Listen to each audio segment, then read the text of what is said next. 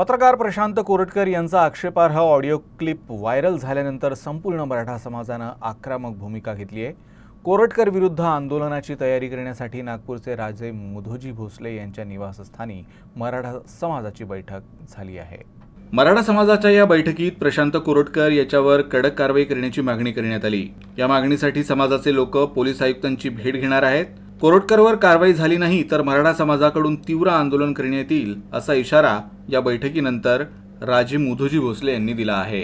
त्याला एकदा वर तोंड करून थुकून पाहणं तो थूक कुठे येते त्या प्रकारचे गंध नीच कार्य त्यांनी केलेलं आहे आणि त्याची अवकात नसताना त्यांनी हे केलं। परशुरामांचं नाव घेतो तो परशु म्हणतो। तो परशु काय दाखवतो? परशु कधी जिंदगीत तू आणि तुझ्या वडिलांनी नसून उचलला परशु काय आहे तुला माहिती नाही।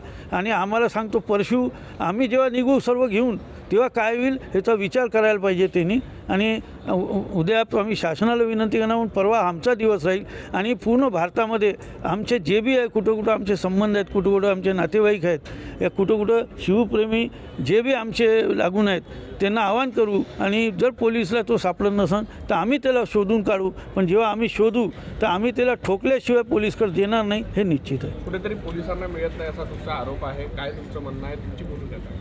नाही, कुठं ते मिळत नाही आहे ना। आज आमचे सर्व जाऊन आले, पोलिसांनी सांगितले आम्हाला अजून मुदत द्या त्याला पकडायला।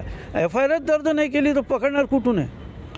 म्हणजे FIR तुम्ही दर्ज नाही करून राहिले, त्याच्यावर कोणचा वरद हस्त असा आहे की तुम्ही त्याला FIR दर्ज नाही करून राहिले, त्याला पकडून नाही राहिले। तो एवढी मोठी गाडी घेऊन पळून गेला, तुम्हाला तो सापडत नाही आहे। अट्टल गुन्हेगार तुम्हाला सापडू शकते नाही, हा व्यक्ती सापडू। आम्ही तो म्हणतो मोठा अट्टल गुन्हेगारापेक्षा अट्टल गुन्हा केलेला आहे आणि देशद्रोहाचा गुन्हा केलेला आहे। आता नवीन कायद्यामध्ये देशद्रोहाला काही वेगळा शब्द दिलेला आहे, त्या अंतर्गत ह्याला पकडून याच्यावर कारवाई झाली पाहिजे।